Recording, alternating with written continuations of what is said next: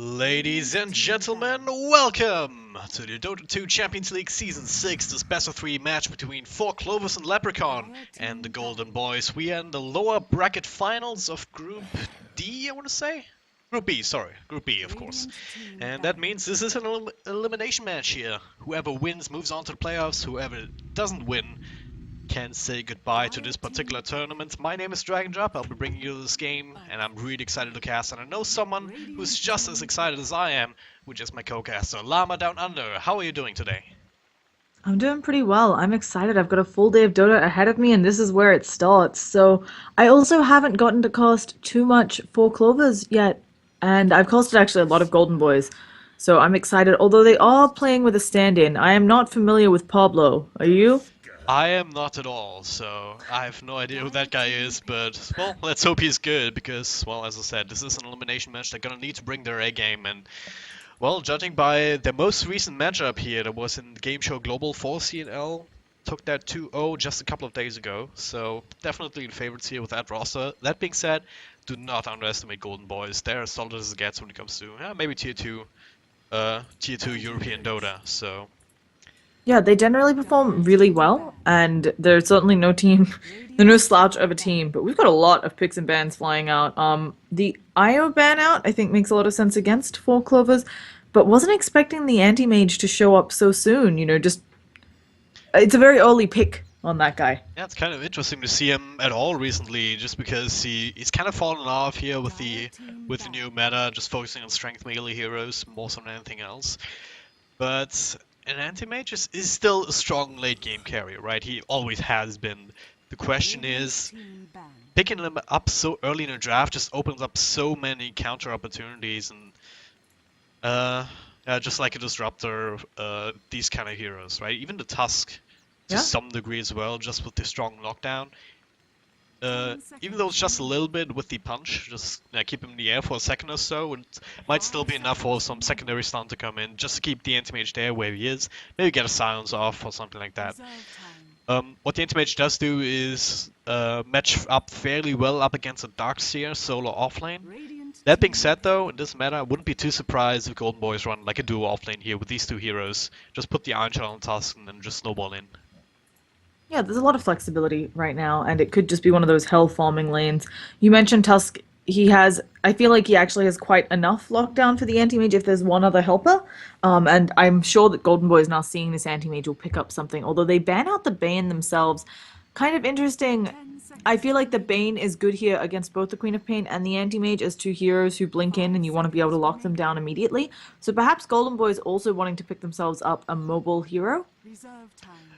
Yeah, that would definitely help. I mean, you already have the Darkseer with the Surge, you have the Tusk with the Snowball, as well as the Ice Shards, kind of abilities that limit mobility in a way. Of course, not really all that effective up against two Blink heroes already on the side of for Clovers, but instead they're gonna go for, some mobility here from the Arctic Burn, just being able to have the free pathing available from that, and more strong lockdown coming out from that hero. But the Skywrath Mage, that's a hero that I haven't seen in a while for Clovers here. Good silence, but I'm not really sure if that actually fits up against Golden Boys right now. They're trying to do the kind of nice counter pick to the Cold Embrace that'll come out of the Wyvern, but it is definitely a niche pick, and as you point out, it's something where, yes, the silence is great. Darkseer, though, is probably going to just work on Guardian Greaves, not have to worry about that. Although it could be another thing where Four Clovers picked up on, hey, they banned out Bane. Perhaps they want something mobile, and Wyvern as Skywrath as a hero who can silence, always good against mobile heroes. So, but I think it's mostly for that Cold Embrace. You try to save someone's life, Mystic Flare is dropped on their head. Yeah, maybe, and maybe to some degree as well, just as a counter to Snowball. If you have some sort of extra lockdown planned to be picked up, you can just you can rely on having a couple of heroes close together. Of course, the damage will be spread from the Mystic Flare, but it's still a lot of damage that can come out just to try and counter these sort of initiations. But I don't know, it can work, but I worry that he will just get overwhelmed early on and then not really able to contribute anything else. But of course, we'll see what kind of support combo they want to pick up with that. Yeah, he's certainly not the easiest to play, to have him scale well. It is something where with the introduction of Glimmer Capes, your hero is not nearly as good as he used to be, right? At the same time, he can be a real pain in the ass in the lane. He's one of the few heroes that I feel can solo successfully off zone some of these strong offlaners, and he can certainly set up for kills. It'll be a pain to people like the Shadow Fiend if he gets smoke ganked by this Skywrath with that concussive shot, which will just enable like quad plus concussive shot. I think the Shadow Fiend is dead.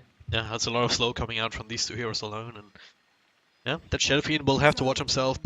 He will probably have some help from the Winter Wyvern in the first couple of waves, and then they will have to make sure that they protect him with some good vision wards in mid or something like that, just to make sure that the SF doesn't really get put under too much pressure early game. Of course, you still have the comeback mechanism that every caster has talked to death about, but still, you Yeah, don't even want to though put him behind if you don't have to. Yeah, as you point out, you really want your Shadow Fiend to, instead of being using that as a comeback mechanism, you're hoping that he can use it as a I get way ahead. And it's especially powerful if you get, depending on which route you go, you can go the farming build, which is the Helm of the Dominator Sanjanyasha, which just means you're super tanky, able to hit pretty hard, you've got lifesteal early on, or you can go that mech Sanjanyasha, which also tanks you up. It just doesn't, it drops off earlier. You usually end up replacing the mech if you go super late game on the Shadow Fiend. And either way, an early mech is fantastic for your team. Getting a head start on the farming build is fantastic for your team as well, as Oh long yeah. as you have a hero who can wait it out. So, both good options. But Clockwork is a direct counter to Shadow Fiend, and now we know why they banned the Bane. The AA ban also made this super obvious, although poor Four Clovers, they thought the AA ban was for the Alk, so that they could get the Alk for free. But Golden Boys wanted the Huskar, and I really like this draft from them.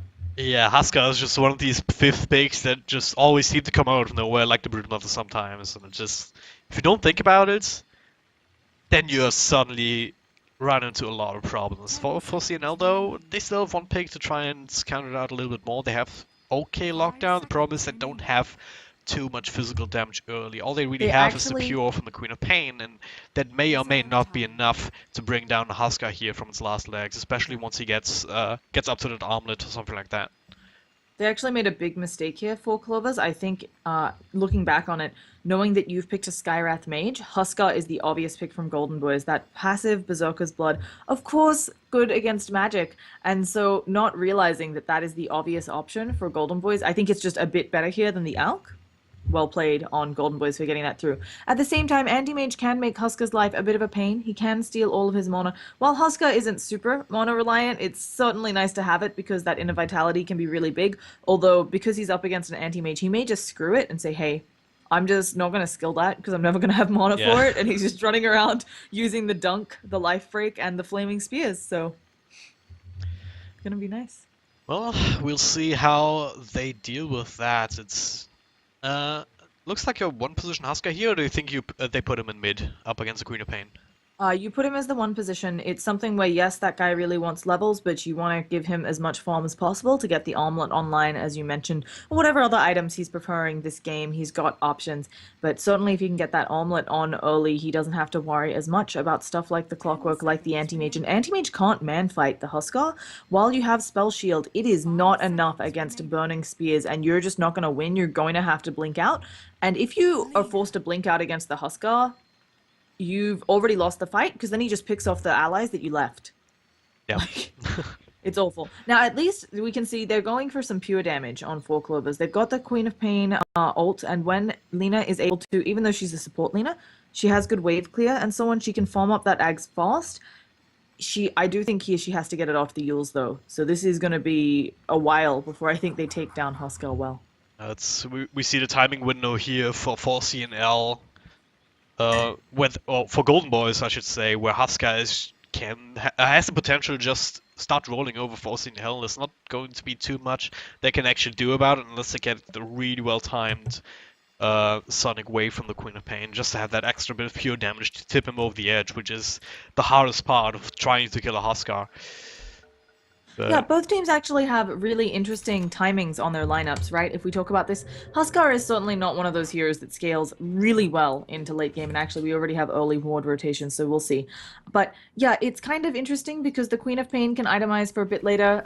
The Anti-Mage can certainly try to go later, but he of course isn't a hard carry, but neither is Huskar or SF, so they might actually be even if we go super late. And I think it's going to come down to the farm we see on those supports, Queen of Pain itemization, and stuff like Refresher on Winter Wyvern. Of course, either team could win this early, and then we don't have to worry about that at Yeah. all.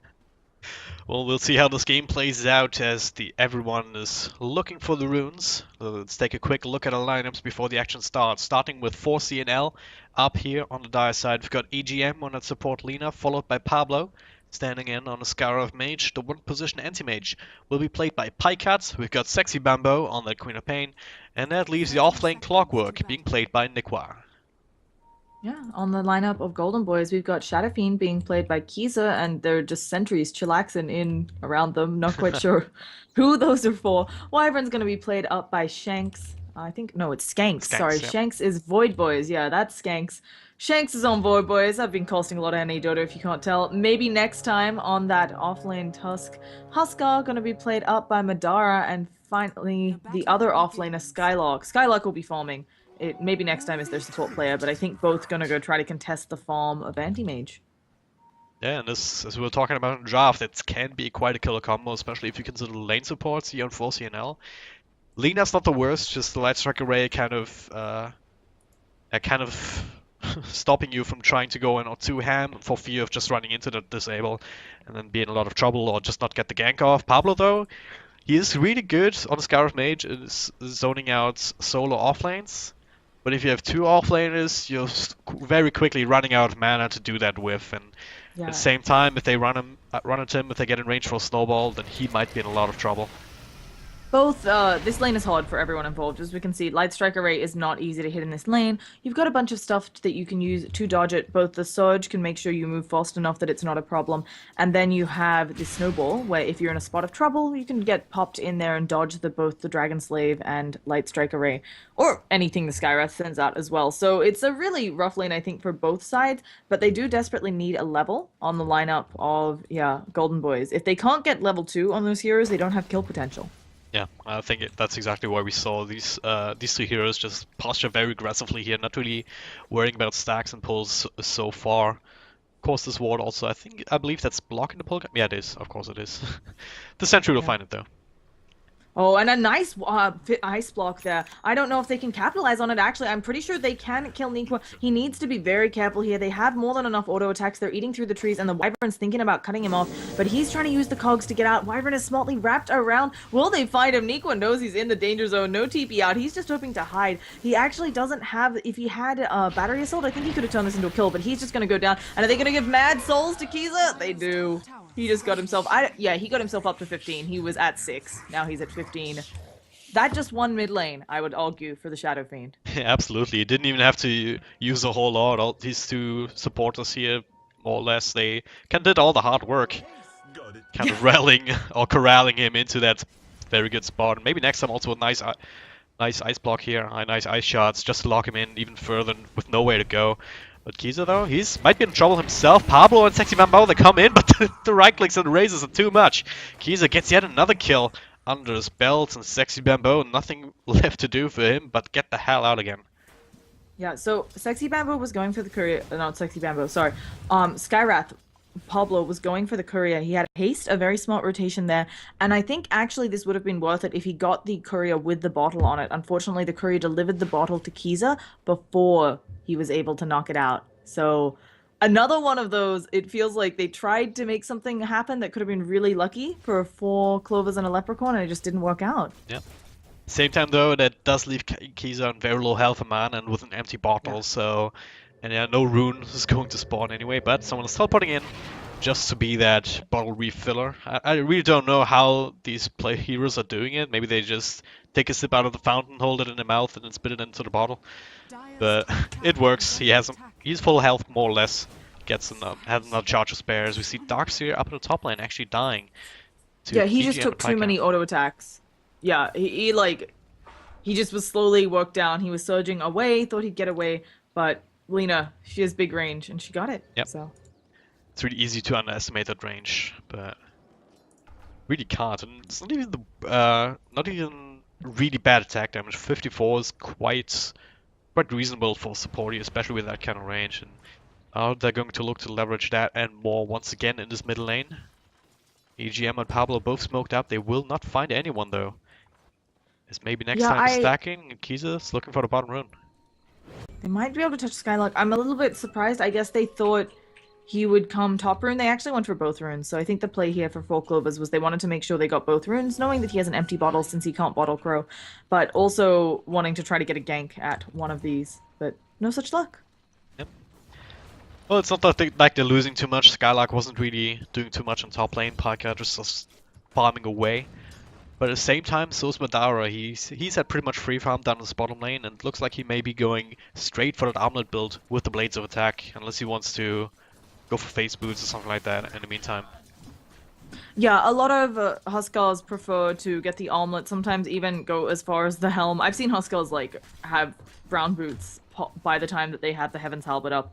It's not uncommon, and it's something where, yeah, boots can give you a little bit more, but certainly the helm, lifesteal, of course, now that it stacks with burning spears, and things like getting more armor up on your hero since you're afraid of physical damage are really powerful. So, either way, gonna be nice for him. Anti-Mage has got pretty good farm as well. Of course, he only has one farming path. You go Battle Fury. You don't have other options. So. Well, the only question that you have to make is whether you get the treads first for the extra farming speed from the right click attack, or if you want to maybe get a headrest first to build into the blast later, just so you can sustain a little bit more. But with not much pressure being put on, that straight up Battle Fury might be the way to go, as they're gonna go on him here. Skylark has to surge to the right, but Light Striker still catches him. One more right click should do the trick here, and Pycat will give it over to EGM. That's not how you expect the Dark Sea offlane to go. Only level 3.5, he is almost 6 minutes in. Yeah, I actually really like that they're giving EGM some of these kills. Bottom lane though, Madara, yeah, pure damage. Yeah, I got the tail end of that. And yeah, we were talking about that, how they need to use that to its full effectiveness, and that's exactly how to do it. Yeah, and I think giving EGM the early farm gonna really help his farm so that he can get up that Yule's Aghanim's. I don't think he'll rush the Ags. I'm not sure though. It probably depends on how the game goes. You certainly need Yule's. Either way, we get a gank in bottom. Yeah, Nigma, snowball with 3 heroes inside of it. A couple of razors should do the trick here. Nigma trying to dodge out. But he's a little bit too experienced on this particular hero to let that phase him. Another easy kill down on the bottom after securing the rune. Kind of trying to turn around the momentum here in this lane a little bit more, and get this, get even more momentum on the Shadow Fiend. Kiza, he has 2 kills, 1 assist now, on top of the net worth chart, even though he isn't leading when it's coming to last hits. Yeah, Shadow Fiend doing really well here. A lot of that just being that first blood and other things going on. He's picking up an Aquila, so it'll be interesting to see what exactly he wants to transition into. Middle lane. Yeah. Might be going maybe next time here. Sexy Bamboo blinked in with a little bit of a combo, now has another scream, and a silence will amplify the damage. Make sure that maybe next time can't really do too much. So Sexy Mambo, he had a lot of damage in return here, tanked a couple of tower shots, but still gets the kill from stealth. And yeah, that means he's also on a pretty good path as far as mids are concerned. Yeah, both of these mids doing fantastically. They've had great lanes. Also there, maybe next time he tried for the ice shards to push Bambo away, and it just wasn't the right positioning. It's really hard to get, and it looks like maybe next time they go down again. Concussive shot has come out. He's silenced up. Lightstrike Array misses, but I think they have more than enough damage, and goodbye. Pycat tried to get that one, and he just still didn't get it. It's really unfortunate. He's like really mad right now. Guys, please. I need this.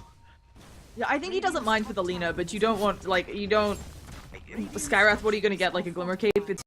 You would rather have the Battle Fury up, as opposed to where the Lina, getting some more farm on her is always good. But they're actually rotating up top again, and they're sending the Huskar up here, so they really want to contest this tower. And they're man-fighting right now, but yeah, we can see Pycat will immediately blink away. That's not a fight that you really can't take, especially with only 1 point up in the spell shield, and any support that you might have had would have to go through the tower. But now, Sexy Bamboo, he found himself an Invis soon. He can go in, but he is being spotted out by the Sentry Ward placed on the Radiant side, so they know what's up.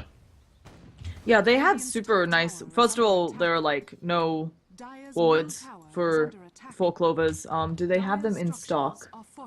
No, so someone's hoarding them and hasn't placed them. No. But we've got like some really deep ward coverage. They want to slay on the lineup of Golden Boys, right? And they had the lineup for it. You've got a Tusk, you've got a Huskar. You're able to fight from like level 3 with a Huskar, so they really do want to go. Just maybe not able to make anything latch considering there are 2 Blink heroes on the opposing team. Yeah, it's really hard to find these openings and actually ensure the kill.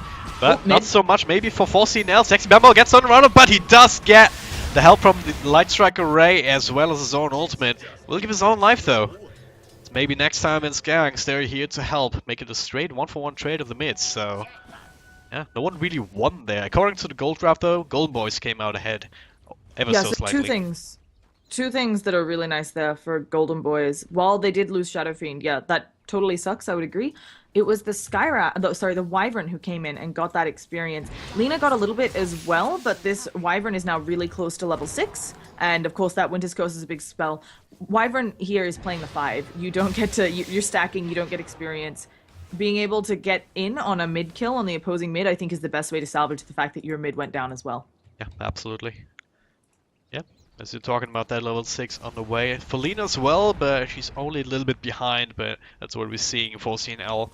Giving some room to EGM here in mid, just to make sure that she can get some solo XP, get some solo levels. Looking for the wand as well as the Yules, one would imagine here, with the stuff of Wizardry already picked up and ready in the stash. But yeah, both of these level 2s, I want to say, would, you know, can mark the beginning of some more mid-game aggression here. I mean, well, obviously we saw the Queen of Pain, Sexy Bambo also already making those rotations, but if you have a big extra magic nuke, even up against the Huskar, I mean, if you open up with him when he's full health, then it still does pretty much all the damage that you would expect it to, so that Laguna Blade can make the difference there as well, if you manage to chain these skills correctly. It's always scary. You need to lock him down, as you said. You have to lock him down the entire time, just because if you Laguna Blade him, get him low so that he is attacking so fast, your whole team may go down. So it's playing with fire, but they do have a good amount of... They have the silence on the Skyrath, they've got the stun, and they could certainly, if they can hook the Huskar and just battery assault him the whole time, they've got some hope. Although, hooking a Huskar, always a scary prospect. It looks like they're just going to go for a top mid trade. I think actually, they're rotating back already for Golden Boys, and they should be able to push faster, just based on the state of the tower's health. So yeah, they've already got top. They may actually just stop this push in mid for 4 Clovers. Or force a big team fight. As I say that, they're actually going on Clockwork. He's using the battery assault, being a real pain in the ass, but he is in no man's land. He hooks over to the creep wave, but I think he's going down. Snowball and Huskar doing Huskar things. They even commit the Winter's Curse, and no one from 4 Clovers wants to stay around. I think Nick was just trying to scout, and he runs into keys, and everyone else just filed in. There was nowhere for him to go. He's trying to go for the hook out. That just opens themselves up for, yeah, a push in mid now. After taking up top tier 1 and not losing their own. That should be a done deal here. Madara is tanking for now. They will have a new creep wave coming in shortly. 4C&L, can they really come in? They still have the ultimate from the Queen of Pain, but they need something else. This is Noel actually on Sexy Bambo. Has to blink away. That puts Tusk in a bad position. The Light Strike away will miss though. So that'll be enough to zone out 4C&L and get the tower on the side of Golden Boys. Pycat, what is he doing here? Already doing anti-mage things. Yeah, he's trying to farm. He's going to just TP out. Actually losing these 2 towers. Oh, we have another engagement in bottom. No, Quap has a haste. Never mind. Nothing going to come of this. Losing this top tower and this mid tower for 4 Clovers is actually really painful since they're running the anti-mage. He wants to be able to farm his jungle safely. Bambo. If something happens to him... Oh, yeah, I think there's more than enough backup here that Sexy Bambo can't actually get a kill. Yeah. And he knows it, so he's gonna just take a few burning spears. Actually getting dunked and doesn't blink away, knowing that it'll come follow him, but he takes a huge amount of damage there, right? Like, he got, what, 3 auto attacks off on him? Yep. Yeah. 2 or 3, anyway, that's about it. I was just trying to say that with this tower down, it's like, life gets rough for your anti-mage. If something goes wrong in the jungle, you can't rotate people to save him as easily, so he has to be careful. And Sexy Bambo on fire again. I don't know if you've seen this. If you hover over the tooltip for burning spears, it says, "You are on fire!" I know, in capital letters. I really enjoy that. Well, it is quite a perilous thing to have on you, right? So it just makes sense. Yeah. I just wish it would really be, cute. yeah. Just Like wish we'd have more of these kind of things in Dota, to be honest. But well, Madara, he has the arm that has the helm, wants to go for Roshan, that will be scattered up by Clockwork, and 4C&L they're on the way to try and contest. They still have Sonic Wave, they have the Cloak Shot, Now that's the point where we should probably get the hell out. Madara is going into pure burst territory. This is like a super ambitious Roshan. Like, I think Golden Boy is maybe throwing the game here just because you're against a clockwork. Yeah, and they can see everything you're doing, Madara. You're gonna get Sonic Waved here in a second. And doesn't matter if you omelet toggle, you're getting Sonic find Waved. Tusk Actually, first. next time. Oh, so they get him, but yeah, they got the Aegis, and it looks like they're fine. Queen of Pain is dead. Okay, that wasn't the timing that 4C&L was looking for. Now Pablo, wow, just dives to the right clicks here. Kiza just gets it off across the tree line, and didn't really expect it to go this way. But hey, Huskar, man, he's kept at about 500 health for the most part, so that's still outside of the range where it can be one-shot. But oh wow, Madara, though, he might still die here, maybe, but hey, no, it's a Huskar. Two heroes up against him, he's just turning around. Nikwa, oh well, the Aegis will be triggered at the end of it all. The, I don't know why, maybe just some mistiming on the omelet, I guess. Ooh, and he gets that courier as well, but now he's in a bad position. This is his death. He doesn't have a blink up, so not. Actually, how far away was he? He got his Battle Fury up, so he didn't lose any gold there. Yes, he lost farming time, and they might have to get some damage on this mid tower, but maybe potentially worth it when you think about the bounty you get for the courier. Everybody on your team gets a big bounty there. But yeah, really strange play from 4 Clovers coming out right now. I'm super confused right now, but hey, Gold Boys are just gonna take it, right? I mean, they are happy to... I mean, the courier had a Gloves of Haste that was for the treads for Huskar, and now they're gonna go again. Snowball in. Very, very deep, actually cross, it's the B. Tusk will probably fall again. Same for EGM though, as Madara comes in. Now, he's around onto Nikwa. A couple of burning spears with the help from Skanks will secure that kill as well. Now it's a 3-for-1 trade across this entire sequence of events, and they're not going to go for the tier 3 just yet. There's still plenty of tier 2s to take. They're going to come back and defend their own tier 1s at the same time. And this is the beauty of running a Huskar. He can fight early on. Shadow Fiend is also a hero that has a lot of damage early on compared to other heroes because of souls. He also went straight for the Sange, which tanks him up a bunch. It's really a nice spot for Golden Boys, and the anti-mage, he's now going to suffer, right? He has to farm up. He needs at least that Manta, I think, before he feels comfortable coming to team fights, maybe even more. And if Golden Boys keep pushing like this and just take the base, anti-mage's timings aren't going to happen. Yeah. I mean, even though you have the Battle Fury, if you don't already have a bunch of stacks at the ready, your next item is still gonna wait, still gonna be coming in just a little bit later than you can really afford if you have this heavily momentum-based lineup in full gear. You have the Shadow Fiend here at 8k net worth, maybe not as much as you sometimes expect from some Shadow Fiends, but hey, still a very, very good spot to be in, and you're gonna look for more here. Maybe next time it's Gangster smoked up, looking to defend this mid tier 1, which is doomed. It will fall now, and now the wind skirts only in Pablo. Madara comes in, will secure kill, but at what cost? Nikwa actually gets snowballed up in the back. He takes Madara en route, and that'll be a dead clockwork. Very nice play there, coming in from maybe next summon Madara, and yeah, once again, 2 heroes down for absolutely nothing. That tier 1 was gonna fall no matter what. I really have to commend maybe next time there. He actually held his ice shards. I think realizing that he might put, if he missed or if he got unlucky with the ice shards cogs, the clock maybe could have gotten away, and so he held it and ended up getting really lucky there. Now he might be able to kill EGM. I don't think he gets this kill. He can throw out the ice shards for more damage, the Walrus Punch as well. Oh man, no, she's dead. Gonna dodge the Light Strike Array, and EGM is gonna go down, trying to use that Yules to buy herself some time, but I think eventually the auto attack's just gonna do it. Can that be the return kill, though? He's owning himself up. I don't think Pablo is able to get into range. Well played, maybe next time. I think EGM did a nice job of trying to delay things, but not enough. At the same time, where the Wild Goose Chase down on the bottom lane, Sexy Bambo, and they tried to catch him out, but he was able to juke and jive. It was kind of rapidly switching here the cameras back and forth to just catch everything that's happening, but... yeah, at the end of the day, another kill for Golden Boys, and no opposition down here in the bottom lane. 4C&L, they're trying to play the split push game in mid as well as top lane, as Pycat is up here. Now, Pycat's going back for the Vlads. Oh, actually, a Snowball, please tell me that's onto the creeps, yeah, of course, so...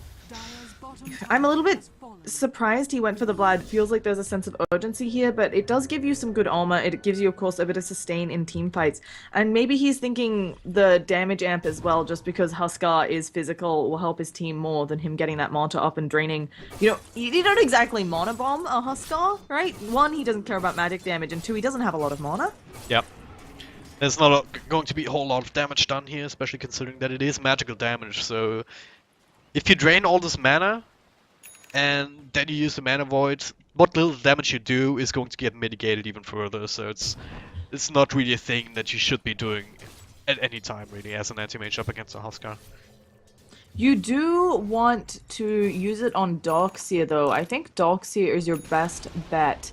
If this anti-mage can jump the Darkseer, he could do a lot of damage potentially to their team. Now, I'm just trying to brainstorm ways that 4 Clovers get back into this. I really think it's one of those games where you have to dodge fights until you're big enough. Unfortunately, they only have one tier 2 left, so I'm not sure what is the best way to save your base while dodging fights. And actually, Queen of Pain has gone. Sexy Bambo went the Aghanims, understanding that they need D-push and they need it now. Yeah, that'll definitely take care of a creep wave here, and it'll make sure that you always have that available in case you find an opening on to the Huskar. But we'll find an opening on who? I see a snowball down on the bottom. They will find EGM. Will use up the Tusk, but help is already on the way. Skanks over and across the Ice Shot command as well. That should be a dead Lina. No one there to help him out actually. It'll take a while.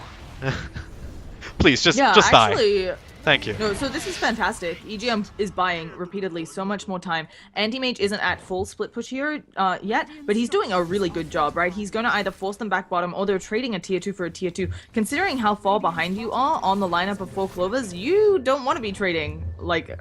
sorry, on 4 Clovers, you would love to be trading like this. Golden Boys, they're in control of this game. They can't...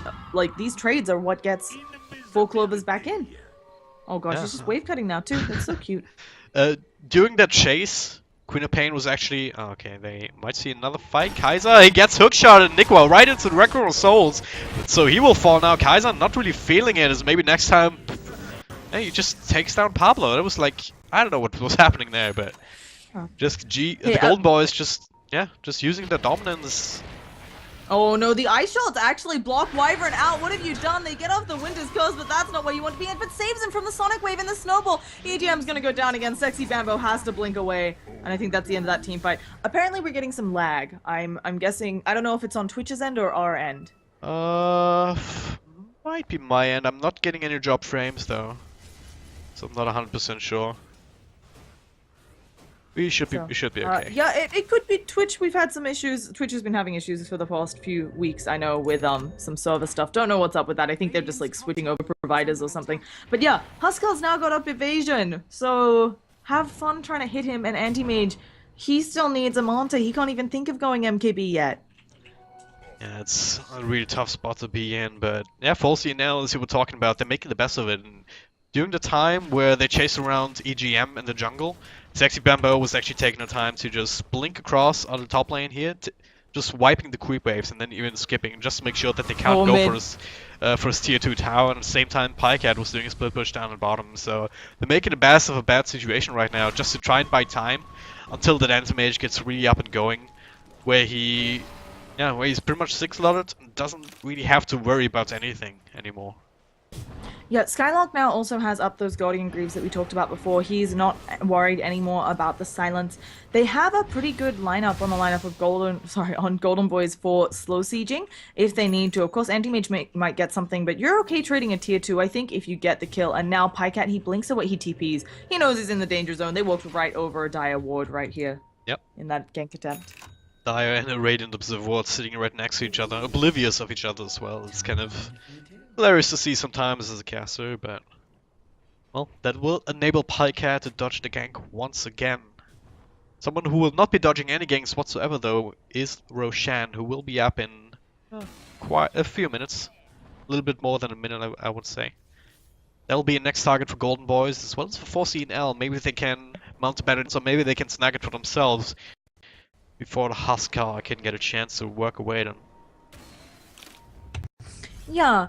Now, if they do make a mistake on goal, let's see if... I don't think they can catch Pycat either. It's something where we talked about it before. They didn't exactly go for more lockdown. Oh gosh, but Winter's Curse will do it. There, they pop it. They're going to be able to lock down. Snowball will come out as well. Walrus Punch. Oh, they didn't use it. They didn't chain them right. Ice Shot, will they get him? He's on a slither of health. He's at 20. He was at 20 health there. He's regenning up so fast because of all the items he has, and they have whiffed it.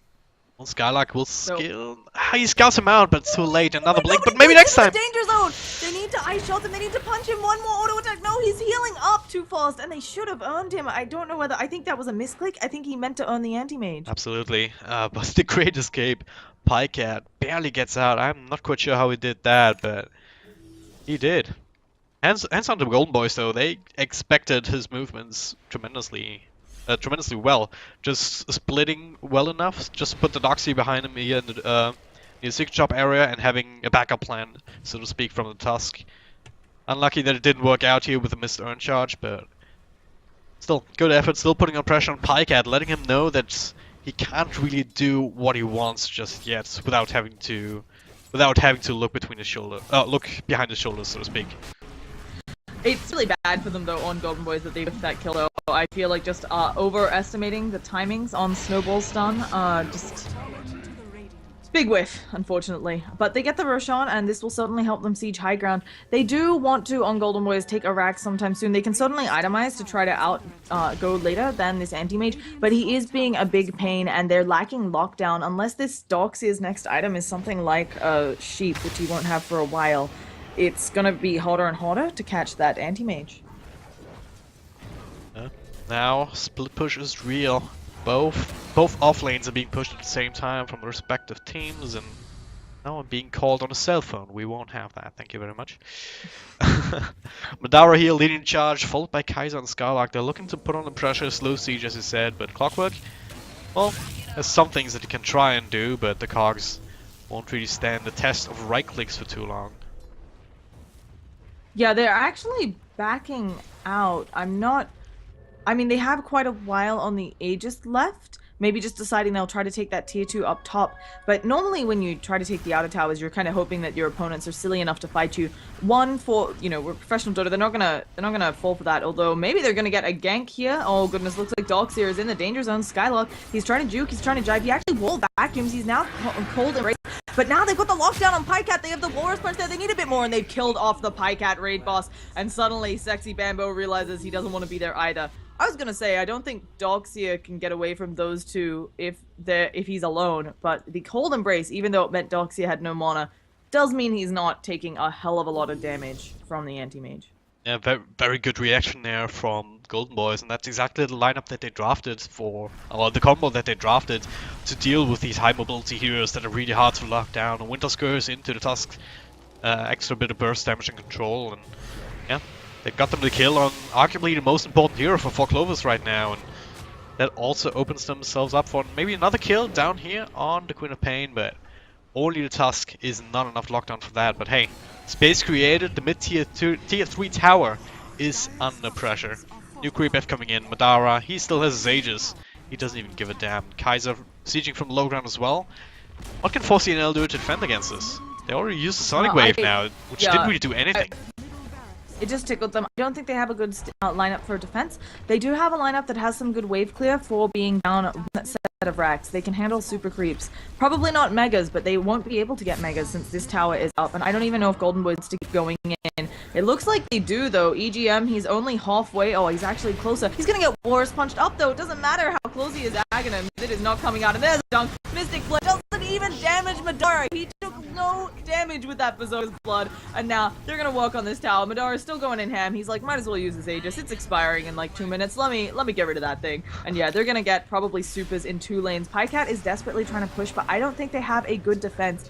And he's still not coming home. There's a buyback on the Clockwork. He does have the hook, but even if they kill Madara here, we're looking at, yeah, he has 2 full minutes left on the Aegis. He is happy to use it here. And this is 2 lanes of supers for Golden Boys. Oh, another punch. Up as well. Oh. Madara goes to Clockwork at the same time. Yeah, it's not really a whole lot they can do up against the jumping potential from the Golden Boys. And Sexy Bambo, sure, he has another ultimate, but it's on level 2. It's not nearly enough to bring down Madara. Not even mentioning the Aegis. And now the Winter Scourge on the Sexy Bambo. They're just gonna jump on him, bring him down. Maybe not.